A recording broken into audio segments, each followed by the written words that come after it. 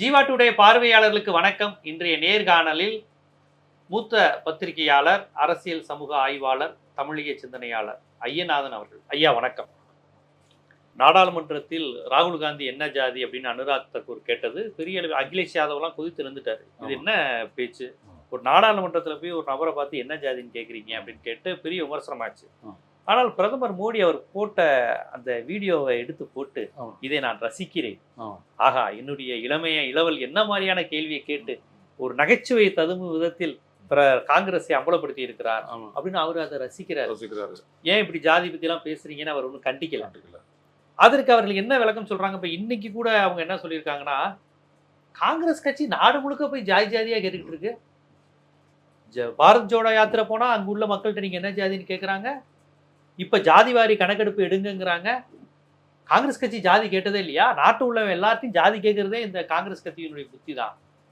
இன்னைக்கு இவங்க ஏதோ பெருசா அவருடைய ஜாதி கேட்டா இப்ப என்ன தப்பு? அவங்க இப்போ வரையும் நியாயப்படுத்துறாங்க. ஒரு குறிப்பிட்ட நபரை சொல்லி அதுவும் அவையில உன் ஜாதி என்ன என்று கேட்பதை அவர்கள் அநாகரிகமாக கண்ணிய குறைவாக நினைக்கல. அது சரிதான், நாங்கள் கேட்டதில் என்ன தப்புங்கிற அளவுக்கு மீண்டும் இப்ப வரையும் கூட அதை நியாயப்படுத்தி பாஜக பேசியிருக்காங்க. அது முடிஞ்சு போற பிரச்சனை இல்ல. அவங்க மன்னிப்பும் கேட்கல, பின்வாங்கவும் இல்ல. ஆனா நாடாளுமன்ற அவை குறிப்புல இருந்து எல்லாம் எடுத்திருக்காங்க. இல்ல மறுபடியும் எடுக்கல. இல்ல அவை குறிப்புல எடுக்கிறேன்னு அவர் சொன்னாரு. சொன்னவர் சபாநாயகர் கிடையாது. சபாநாயகர் இருக்கையில உட்கார்ந்து ஒருத்தர். ஆனா சபாநாயகர் சொல்லல. அது அவை குறிப்பில இருந்து நீக்க வேண்டிய அவசியம் இல்லைன்ற இடத்துக்கு வந்திருக்காங்க இப்ப. ஆனா நீக்குவா ஒரு நாகரிகமான கேள்வின்னு தான் பாக்குறாங்க. இது ஒரு கண்ணிய குறைவா பாக்கல. ஜாதி கேட்பதே ஒரு அசிங்கமா நினைக்கலாம். இல்ல இல்ல இல்ல நீங்க பாஜகவை பொறுத்த வரைக்கும் ஒண்ணு தெரிஞ்சுக்கணும். அது ஒரு சாதிய ஆதிக்கத்தை நிலைநிறுத்துவதற்கான ஒரு அமைப்பினுடைய அரசியல் நீட்சி. சாதிய ஆதிக்கம் அப்படின்றது, இந்துத்துவம் அப்படின்றது, இந்து ராஷ்டிரம் அப்படின்றதுல என்னன்னா, ஒரு பிராமணனை மேல வச்சிருக்கக்கூடிய ஒரு சாதிய அமைப்பை கொண்ட சமூகத்தை நடைமுறைப்படுத்துறதுக்கு பிறகு இந்து ராஷ்டிரா. இந்து ராஷ்டிரம்னா என்னது கேளுங்க. இந்து ராஷ்டிரன்றது விளக்க சொல்லுங்க. What is mean by Hindu Rashtra? இப்ப இருக்கிறது ஒரு ஜனநாயக குடியரசு. இந்தியா என்று சொல்லக்கூடிய ஒரு சமநீதி மதச்சார்பற்ற ஜனநாயக குடியரசு. இதுதான் இந்தியாவுடைய விளக்கம். இவங்க சொல்லக்கூடிய இந்து ராஷ்டிரன்றது என்னன்னு பாருங்க. அப்ப அந்த இந்து ராஷ்டிரன்றது, ஹிந்து மேலாதிக்கன்றது பிராமண மேலாதிக்கத்தை அடிப்படையாக கொண்ட சாதி அமைப்பு தான்.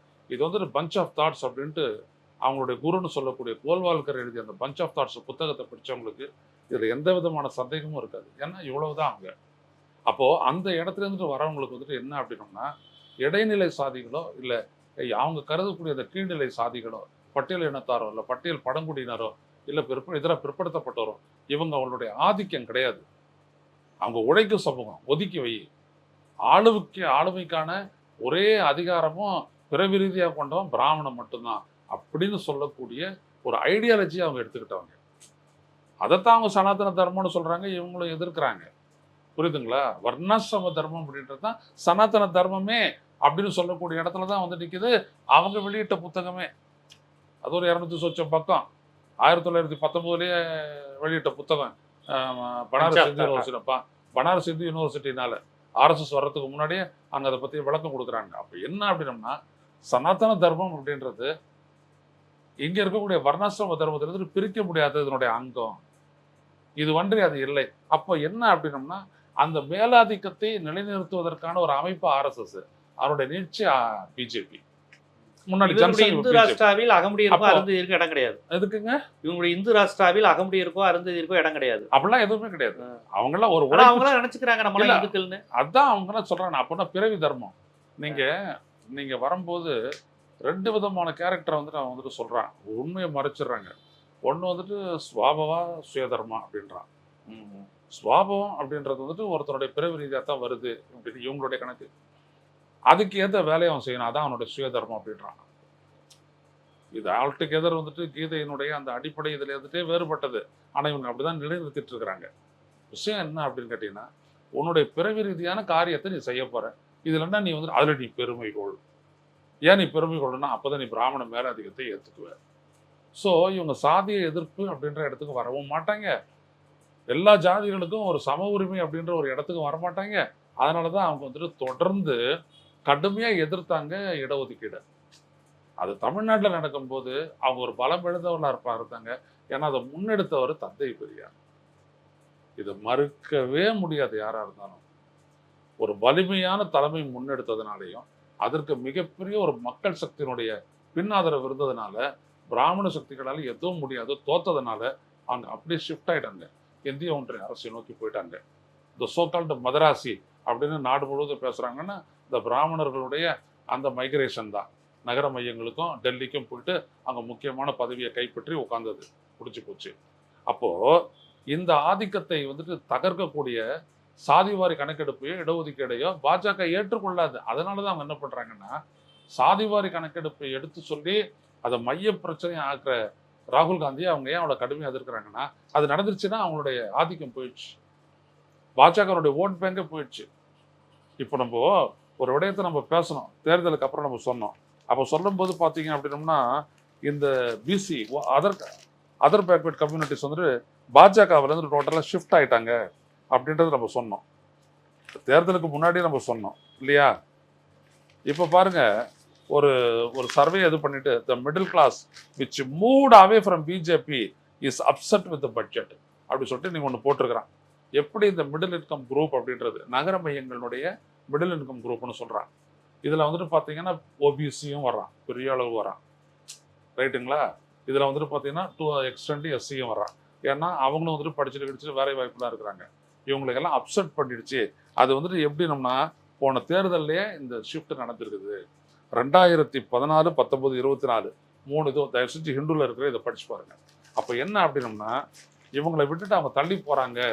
அதில் முக்கியமான ஒரு இடத்த வந்துட்டு இந்த சாதிவாரி கணக்கெடுப்பு வருது. ஏன்னா ராகுல் காந்தி பேசும்போது என்ன சொல்கிறாருன்னா 75% உழைக்கும் சமூகத்துக்கு இடமில்லாத ஒரு இடமா இந்த நாட்டினுடைய அதிகார மையங்கள் இருக்குது. அப்போ இதை மாற்றி அமைக்க வேண்டிய கட்டாயம் இருக்குது. இதை மாற்றி அமைச்சா பிஜேபியினுடைய அடித்தளமே போயிடும், அரசியல் அடித்தளமே போயிடும். ஸோ அப்போ அந்த பிராமணத்தை மையமாக வச்சு அவனை மேலே எடுத்து வச்சுட்டு இருக்கக்கூடிய அந்த ஆதிக்க அடிப்படையிலான அரசியல் அமைப்பை கொண்டு வர முடியாது.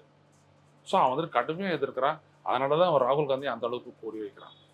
ஸோ எனவே உன் ஜாதி என்னடா, உங்கள் அப்பா என்ன ஜாதி, உங்கள் அம்மா என்ன ஜாதி, நீ என்ன ஜாதின்னு நீ சொல்லிக்குவேன் அப்படின்னு சொல்லிட்டு ஏன் அனுராக் தாக்கூர் பேசுகிறார் அப்படின்னா அதில் 2 விஷயம்.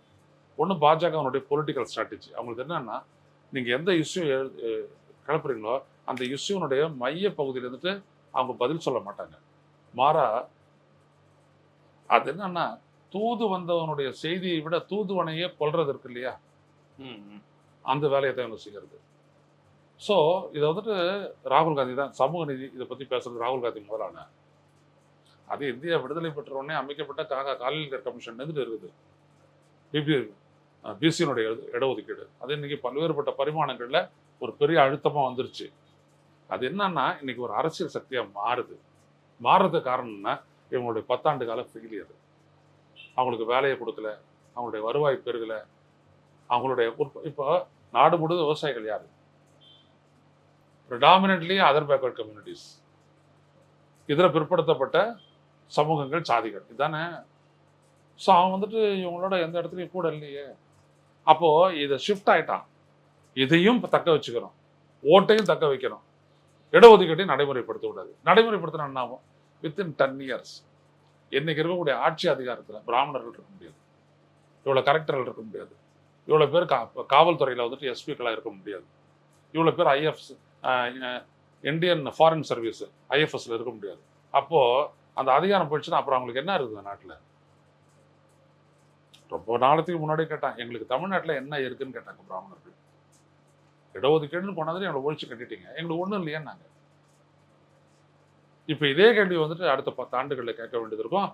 இந்த மாதிரியான ஒரு 50% அப்படின்ற இந்த இதை உடைச்சிட்டு பிசிக்கு கொடுக்கக்கூடிய அந்த 50% ஒதுக்கீட்டில் நீங்கள் என்னதான் குறைச்சி கொடுத்தாலும் 35-40% வந்துடும். அப்படி வந்துருச்சு அப்படின்னோம்னா இது இல்லாத அந்த ஓப்பன் காம்படிஷன்ல வேற இவங்க போயிட்டாங்க. ஓப்பன் காம்படிஷன் மேக்ஸிமம் அவங்க தானே பயன்படுத்தக்கூடிய நிலை இருக்கு. ஆமா அவங்க ஆமா இது மாறிடும். அப்போ அவன் அதை எதிர்க்கிறான். ஸோ உடனே இதை ஏன் பேசுறேன்னு தானே சொல்றாங்க. பட்ஜெட்ல ஏன் அதை பேசுற? ஓம் பிர்லா தானே சொல்றாரு இது பட்ஜெட் சம்பந்தப்பட்டதே இல்லை அப்படின்றாரு. இந்த நாடு சம்பந்தப்பட்டதானு சொல்லிட்டு ராகுல் காந்தி பேசுறாரு. ஸோ இதான் முக்கியமா கவனிக்க வேண்டியது. ஸோ அனுராக் தாக்கூருடைய நோக்கம் என்னன்னா கொம்பு சீவப்பட்டு முன் வச்சுட்டாங்க. அடி அவன் ஜாதி என்னன்னு கேள்றான் அப்படின்ட்டு பின்னாடியே ஒருத்த அவனை என்கரேஜ் பண்றான் பாருங்க. உன் ஜாதி என்னன்னு கேட்ட சொல்லிட்டு போய் அப்படின்றான். ஜாதி என்னன்னு கேட்டா ஜாதியை சொல்லு, ஜாதியை சொல்லிட்டு போ அப்படின்ட்டு.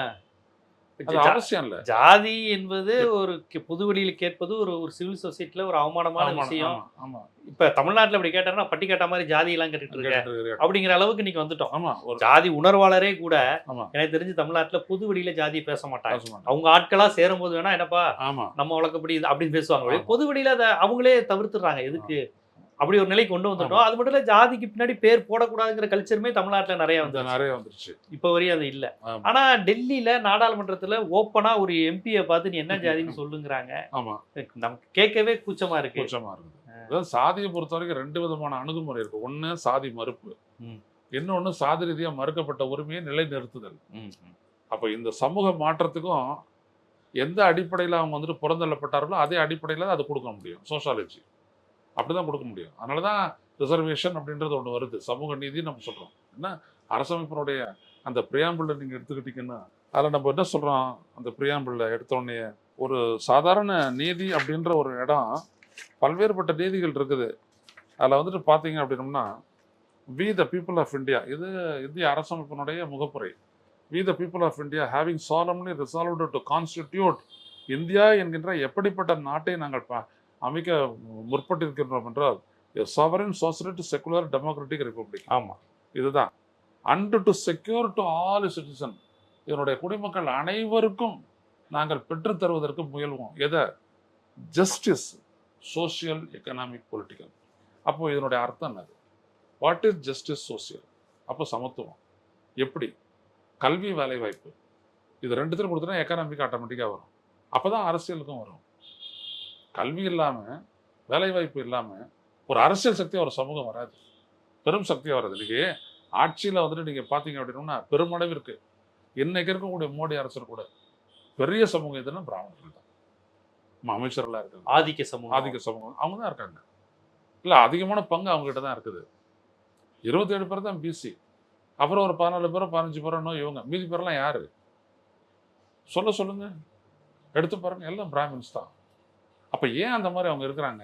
அந்த மேல்சாதி வட்டம் மட்டுமே இருக்குது அப்படின்னு கேட்டிங்கன்னா, அவங்கள வச்சு தான் அந்த நாட்டினுடைய ஆட்சி அதிகாரம் இருக்கணும் அப்படின்றதுக்காக தான் விடுதலைக்கு முன்னாடி இருந்தே வந்துட்டு பார்த்தீங்கன்னா ஆரிய சமாஜமும் இந்து மகாசபாவும் வேலை செஞ்சாங்க. ஸோ அதனால தான் அவங்க சமஸ்கிருத அடிப்படையிலான இந்திய ஆட்சி மொழியை ஆக்கணும் அப்படின்னு கொண்டு வராங்க. ஒரு மொழியே கிடையாது, அது ஒரு மொழியை உருவாக்கி கொண்டு வந்துட்டு அரசமைப்பில் நிலைநிறுத்தி இதன் அடிப்படையில் தான் இந்தியாவுடைய ஆட்சி முறை நடக்கணும்னு சொல்லி தெரிஞ்சிட்டாங்களே. அப்போல்லாம் நம்ம தூங்கிக்கிட்டு இருந்த நேரம் விழிச்சுக்கிட்டு இருந்த சிலர் தான், பெரியாரோ அம்பேத்கரோ ஜோதிபா ஃபூலேயோ போன்ற சிலர் தான். அம்பேத்கர் இந்தியா ஆதரிச்சாருன்னு தொடர்ந்து ஆர்எஸ்எஸ் காரங்க சொல்றாங்க. இல்லைங்க, அதாவது ஒரு இடத்துலையும் ஒரு கருத்து ஒரு சூழல்ல தெரிவிக்கப்படக்கூடிய கருத்து அவருடைய கொள்கை அடிப்படையாக கொண்டு வரக்கூடாது. அவர் என்ன சொல்றாரு என்னன்னா, ஒரு பிபிசி கரஸ்பாண்டன்ட் கேட்குறான் அம்பேத்கர் பக்கத்தில் பார்த்துக்கிட்டே, அந்த வீடியோவே இருக்குது, நீ கான்ஸ்டியூஷன்லாம் கொடுத்துட்ட, ஜனநாயக நாடா இந்தியா மாறிடுமா அப்படின்னு கேட்குறாங்க. உனக்கு அந்த நம்பிக்கை இருக்கான்னு? கிடையாது அப்படின்ட்டு. இல்லை, உன்னுடைய கான்ஸ்டியூஷன் தான், என் கான்ஸ்டியூஷனுக்கு அந்த ஸ்ட்ரென்த் கிடையாது அப்படின்ட்டார். அப்புறம் அம்பேத்கர் மற்ற எல்லா கருத்தையும் உனக்கு இதுக்கு என்ன பதில் சொல்லுவீங்க? முடிஞ்சு போச்சு இல்லை, இந்த நாடு ஜனநாயக நாடாவே ஆகாது, என் கான்ஸ்டியூஷனாலே ஆகாது அப்படின்னு சொல்லிட்டு போயிட்டாரு. அப்புறம் என்ன இருக்குதுங்க? அப்போ எவ்வளோ பெரிய சவால் இருக்குது பாருங்க. கான்ஸ்டியூண்ட் மேக்கரே சொல்றாரு, இந்த நாட்டை ஜனநாயக நாடாக மாற்றுறதுக்கு இந்த கான்ஸ்டியூஷனால முடியாது அப்படின்றாரு. இப்போ முடியுதா? இப்போ சாதி அடிப்படையில் இடஒதுக்கீடு கொடுக்கறது, அந்த மாதிரி பிற்படுத்தப்பட்ட சமூகத்திற்கு உரிய முக்கியத்துவத்தையும் முதன்மைத்துவத்தையும் பகிர்வையும் பங்கையும் கொடுக்கும்னு சொல்லி பேசக்கூடிய தலைவரை பார்த்து நீ என்ன ஜாதிடா அப்படின்னு கேட்டால் என்ன வருது? இல்லை, அவங்க அதுக்கு என்னென்ன சொல்றாங்கன்னா, ராஜீவ் காந்தி இடஒதுக்கீடை எதிர்த்து தண்ணி குடிக்காம இதே நாடாளுமன்றத்துல பேசினாரு உங்க அப்பா. இதே இந்திரா காந்தி எல்லா மாநிலங்களுக்கும் இடஒதுக்கீடு கொடுக்க கூடாதுன்னு சொல்லி கடிதம் எழுதினவங்க. இந்த மண்டல் கமிஷனை கடப்புல போட்டது உங்க அம்மாவும் உங்க பாட்டியும் உங்க அப்பாவும் தான். நீ அவங்கள பார்த்து கேட்காம பாஜக பார்த்து கேக்குற. உங்க கட்சியில என்னத்த பிசிக்கு என்னத்த இடம் கொடுத்தீங்க நீங்க அப்படின்னு கேக்குறாங்க. அவன் மாறிட்டான், நீயும் மாற மாட்டேங்கிற, நீ மாற வேண்டியதானே. அவன் காங்கிரஸ், அவன் செய்யல, நீ பாஜக தானே, பாரதியர்கள் எல்லாருக்கும் தானே நீ ஆளு, ஏன் நீயும் செய்ய மாட்டேங்கிற? அப்ப செய்யணும், ஏன் நீ செய்ய மாட்டேங்கிற? அதுக்கு பதில் சொல்லு. என்னை பார்த்து கேள்வி கேட்கறது அப்புறம் இருக்கட்டும், நான் தான் வந்துட்டேன், நான் ஒத்துக்கிட்டேன், நீ ஏன் ஒத்துக்க மாட்டேங்கிறத சொல்லு. பாஜக அவனுடைய அழிவு காலங்க அது, நான் முதல்ல புரிஞ்சுக்கணும். ஸோ அவங்க என்ன பண்ணாலும், எதையெல்லாம் அவங்க பெருசாக பிரச்சனையாக்கினாலும், இது எல்லாம் அவங்களுக்கு கேஸ்டாகவே போவாங்க, முதல்ல புரிஞ்சுக்கணும். இப்போ நடைபெறக்கூடிய ஒவ்வொரு தேர்தலும் சரி, நடந்து முடிந்த தேர்தல்களும் சரி, எல்லாமே காட்டுறது ஒன்று தான், அழிவு பாதையில் மதவாதம், மதவாதத்தோடு சேர்த்து சாதியவாதம். ஏன்னா மக்கள் புரிஞ்சுக்கிட்டாங்க, ஜாதி சாதி மேலாதிக்கம் இதெல்லாம் இது வந்துட்டு ஒரு சயின்டிஃபிக் டெக்னாலஜிக்கல் வேர்ல்டு. இங்கே வந்துட்டு விவசாயத்தையும் வந்துட்டு இன்டென்சிவ் அக்ரிகல்ச்சராக கொண்டு போகணும், எப்படி உற்பத்தியை பெருக்கணும், எதை செய்யணும், கமர்ஷியல் கிராப்பு, இப்படியெல்லாம் பேசக்கூடிய காலகட்டம். இந்த காலகட்டத்தில் ஜாதி நம்ம மேலே கீழே அப்படின்னோம்னா படிச்சுட்டு உடனே எல்லாமே மார்க் ஈக்குவேஷன்ஸ் மாறுதில்லை. அதான் இங்கே ரொம்ப முக்கியம். அப்போ இந்த ஈக்குவேஷன் மாறுறதை வந்துட்டு தடுத்து ஒழிச்சு இந்து ராஷ்டிரத்தை நிறுவக்கூடிய ஒரு சக்திகளுக்கு இடம் இல்லை. அதனால தான் ராம் ஜென்மபூமி கட்டப்பட்ட இடத்துலயே 7 சட்டப்பேரவை தொகுதிகள், 5 சட்டப்பேரவை தொகுதியும் இவங்க காலி. அதுக்கப்புறம் மற்ற இடத்தெல்லாம் நான் லிஸ்டே படித்தேன் இல்லைங்களா. ஆமா, ராமர் வழி, காவேரி வாழி மாதிரி. ஆமா, நடந்தாய் வாழி காவேரி மாதிரி ராமர் நடந்த பாதையில் எல்லா இடத்துலையும் பிஜேபி காலி. இப்போ கடைசி அசம்பிளி எலெக்ஷன் வைக்கிறான், அதுலேயும் பார்த்தீங்க அப்படின்னோம்னா ஒரு முக்கியமான ஒரு புனித தளத்தில் வந்துட்டு பார்த்தீங்கன்னா காலி, அந்த சட்டமன்ற தொகுதியில் காலி பிஜேபி. அவ்வளோதான், அது அழிவு பாதையில் போயிட்டு இருக்குது. அதான் கடைசி. ஸோ ராகுல் காந்தி எடுத்த இடம் சரியான இடம். அவர் என்னன்னா, யார் இந்த நாட்டில் ஆதிக்க சக்தி? ஒரு பார்ப்பன ஆதிக்கத்துக்கு எதிராக ராகுல் காந்தி இருக்கிறாருன்னு நினைக்கிறீங்க நீங்க? நிச்சயமா இருக்கிறாரு. அப்ப அவர் ஒரு காஷ்மீர் பண்டிட்டா தன்னை உணரல? இல்ல கிடையாது. என்ன, நான் ஒன்று சொல்றேன் கேட்டுங்க. ராகுல் காந்தி வந்துட்டு இவங்களை ஒழிக்க பார்த்தாரு. இவ்வளவு தூரம் நம்மளை சைட்லைன் பண்ணிட்டு இந்த அளவுக்கு அழிக்க பார்த்தாங்களே, அவர் முன்னாடி பின்னாடி பழைய அரசியலாம் எடுக்கல. யார் அதனுடைய ஆதிக்கம்? இப்ப இவங்களால பயன் அடைஞ்சது யாரு? 3 பேர் தான். பாஜக அரசால பலன் அடைஞ்சவங்க, ஒன்று கார்பரேட்ஸ், இன்னொன்று வெளிநாட்டு முதலாளிகள் முதலீட்டாளர்கள், 3வது பிராமின்ஸ். இவங்க தவிர வேறு யார் சொல்லுங்க பார்ப்போம். யாருக்கு வேணாலும் நான் சவால் விடுறேன், பெனிஃபிட் எதுவுமே கிடையாது. பெரும்பான்மை இந்துக்களுக்கு ஒண்ணுமே இல்லை, எதுவுமே இல்லை. அப்போ அவர் கிறிஸ்டின் முஸ்லீம் இல்லை, இந்துக்களுக்கு ஒண்ணு இல்லைங்கிறீங்க. கூட இருக்கிறவங்க சொல்றான்ல, யாரெல்லாம் சொல்றான் அன்னைக்கு அட்வைஸ். இப்போ சோனியா காந்தி நிலையில வந்துட்டு பார்த்தீங்கன்னா 60 வயசு 70 வயசு ஆட்கள் சொல்லுவாங்க. இப்போ இருக்கக்கூடிய இளைஞர்கள், அரசியலுக்கு வந்து இளைஞர்கள் வந்துட்டு சமூக நீதியை பற்றி தெரியாதவனா இருப்பானா? சசிகாந்த் சித்தருக்கு இடம் கிடைச்சிருக்குமா? சுதாவுக்கு தொகுதி கிடைச்சிருக்குமா? மீண்டும் போட்டியிடுறதுக்கு வந்துட்டு கரூரில் மறுபடியும் ஜோதிமணிக்கு இடம் கிடைச்சிருக்குமா? அப்போ இதெல்லாம் என்ன காட்டுது? பழைய ஆட்களுக்கு இடம் இல்லைன்றது காட்டுது. அவ்வளோதான். அதே மாதிரி பழமைவாதத்துக்கும் இடம் இல்லைன்னு நிரூபிக்கிறாரு ராகுல் காந்தி. நம்மளுக்கு ஒன்றும் காங்கிரஸ் ஒரு இணக்கமான கட்சியும் கிடையாது, நம்ம அது விரும்புறது கிடையாது, அது வேற விஷயம். ஆனால் ஒரு தலைவனாக வந்துட்டு அவர் முன்வைக்கக்கூடிய விஷயம் இந்திய அரசியலை புரட்டி போட்டு இருக்கிறது. இதுதான் பாஜகவுக்கு ஏற்பட்டிருக்கக்கூடிய மிகப்பெரிய அச்சுறுத்தல். அவங்க ராகுல் காந்தியை குறி வைக்கிறதுக்கு காரணமே இதுதான், வேறு எதுவுமே கிடையாது. இஸ் எகென்ஸ்ட் பிராமணிசம், பிராமண மேலாதிக்கம். அவர் உடைச்சிட்டு உடைக்கும் சக்திகளை கொண்டு வந்துட்டு அதன் அடிப்படையிலான ஒரு அரசியலை முன்னெடுக்கிறாரு. அதுதான் ஜெயிக்க போகுது. அதை முன்னிட்டு ராகுல் வெற்றி பெறும். ஆமாம், ராகுல் சபதம் வெற்றி பெறும். ஆமாம், நிச்சயம். அவருக்கு இன்னொரு அட்வான்டேஜ் என்னன்னா, 2 பேர் இருந்தாங்க, ஒருத்தர் அரவிந்த் கெஜ்ரிவால், ஒருத்தர் இவர் அரவிந்த் கெஜ்ரிவால் கட்சியை சரியாக நடத்தலை, வழி நடத்தலை. போன தேர்தலில் தனக்கான இடத்துலயே அவர் அதிகமாக நின்னார், அடிபட்டார். அவர் டெல்லியிலையும் இழந்தார், 7 இடங்களையும் இழந்தார், ஒத்து போல. அவர் அகிலேஷ் யாதவ் அதை கரெக்டாக பிடிச்சார், அந்த செல்வாக்கை ஜெயிச்சார், 43 இடம். அப்போ இதுதான் ரொம்ப முக்கியம். அப்போ ராகுல் காந்தி சரியான பாதையில் அவர் பாருங்க, இவங்களால பற்றி எந்த கருத்தையுமே சொல்லலை. அவர் முன்னெடுக்கக்கூடிய விடயம் மக்களினுடைய கருத்தை நான் பிரதிபலிப்பேன். ஸோ இவர் பேசக்கூடிய பேச்சு அனைத்தும் மக்கள் மத்தியில் இன்னைக்கு வந்துட்டு பெரிய விவாத பொருளாக வரும்போது உண்மை வெளில வந்துடுது இல்லை. இப்போ ராகுல் காந்தி வந்துட்டு எந்த ஜாதியா இருக்கணும்ன்ற அவசியம், பிசிஆர் இருக்கணும்னு அவசியம் இல்லையா? அப்படிதான் பண்ணணுமா? அப்போ விபி சிங் ஓபிசி அவரு? ஆமா, விபி சிங் ஓபிசி கிடையாதுல்ல, தமிழர் கிடையாது. ஈழத்தமிழர் பிரச்சனையில தமிழர்களுக்கு பக்கம் நின்னார்ல, அவர் ஒன்றும் தமிழர் கிடையாது, ஈழத்துக்காகவே நின்னாரு. ஆமா, நம்ம கலைஞர் கொஞ்சம் சரியா நின்று இருந்தாரு அப்படின்னா அது கதையே வேற. அவர் தான் தமிழனுக்கு ஆதரவா இருந்தாரு. விபி சிங் முஸ்லீம் கிடையாது, ஆனா அந்த சச்சார் கமிட்டி அறிக்கையில முஸ்லீம்களுக்கான இதெல்லாம் கொடுங்கன்னு சொல்லி உண்ணாவிரதம் இருந்தாரு. அவர் முஸ்லீம் கிடையாது. அவருக்கு நேரடி பலன் என்ன இருக்கு? ஆமா, நீங்க சொன்ன அவர் அழிஞ்சதே வந்துட்டு என்ன அப்படின்னா, மத கலவரத்தை நிறுத்தணுன்றதுக்காக உண்ணாவிரதம் இருந்து தண்ணி குடிக்காத உண்ணாவிரதம் இருந்தனால தானங்க அவருடைய கிட்னி கெட்டு கண்ணு கெட்டு எல்லாம் கெட்டு சீக்கிரம் சேர்த்தாரு. இல்லாட்டி அவர் 100 வயசு வரைக்கும் இருக்கிற கூடியவர் தான் அவருடைய ஹெல்த்துக்கு. ராஜா ஆஃப் மண்டா. அப்புறம் என்னது விஷயம் இவ்வளவுதான். இன்னைக்கு விபிஎஸ்சிக்கு வந்துட்டு வேற ஒரு இடத்துல இருக்கு, வேற ஒரு உருவத்துல இருக்கிறாரு. இவ்வளவுதான் உண்மை. அவருடைய சிந்தனை வேறு வடிவத்தில். அவ்வளவுதான். ஒன்ஸ் ஒரு நீங்க சமூக நீதி பக்கம் ஒரு தலைவன் வந்துட்டான்னு வச்சுக்கோங்க, அவனுடைய பார்வை எல்லா இடத்துலையுமே மாறிட்டு வரும். இந்த சமூக நீதியை எதிர்த்து நிக்கிறான்னு வச்சுக்கோங்க, அவன் மதவாதத்துக்கு தான் போவான். கண்டிப்பா மொழி வழி உணர்வை ஆதரிப்பாங்க, தாராளமா உணர்வை ஆதரிப்பாங்க. ஒற்றை மொழியை திணிக்க கூடாது, இந்தியை திணிக்க கூடாது, ஒற்றை மதத்தை கலாச்சாரத்தை திணிக்க கூடாது. இந்த புத்தி எல்லாம் எல்லாமே வந்துடும். ஆமா வந்துடும். காங்கிரஸ் கட்சியே புது வடிவமா மாறும். ஆமா. கமல்நாத் போன்றவர்கள்லாம் வந்துட்டு இதுக்கு மேல வர முடியாது காங்கிரஸ் கட்சியில. முடிஞ்சு போச்சு அந்த காலகட்டம். இப்ப இவர் என்ன பண்ணுவார் அப்படின்னம்னா, கொஞ்சம் கொஞ்சமா இப்ப நடக்குது, மராட்டிய தேர்தல் நடக்குது, அந்த கூட்டணி பலமான வெற்றி பெறப்போகுது. பாருங்க, மெயின் இன்ஸ்ட்ருமெண்டா யார் இருக்க போறாங்கன்னா ராகுல் காந்தியும் உத்தவ் தாக்கரே தான். இப்போ உத்தவ் தாக்கரே எந்த பக்கம் வந்து நிக்கிறாரு? பொருளாதார ரீதியாக எந்த இடத்துல நிக்கிறாரு பாருங்க. கார்பரேட்டோட நிக்கலையே அவரு. முடிஞ்சு போச்சு. அப்போ இந்த அரசியல் வந்துட்டு அப்படியே மாறுது பாருங்க, சமூக நீதியின் அடிப்படையாக வச்சு. ஸோ இந்த மாற்றம் தான் அவங்கள வந்துட்டு அந்த அளவுக்கு கனமா வலிமையா ஒரு நீங்க சொன்ன மாதிரி ஒரு கொடூரமான ஒரு தாக்குதலை வந்துட்டு ராகுல் காந்தி மேல தொடுக்கிறாங்க.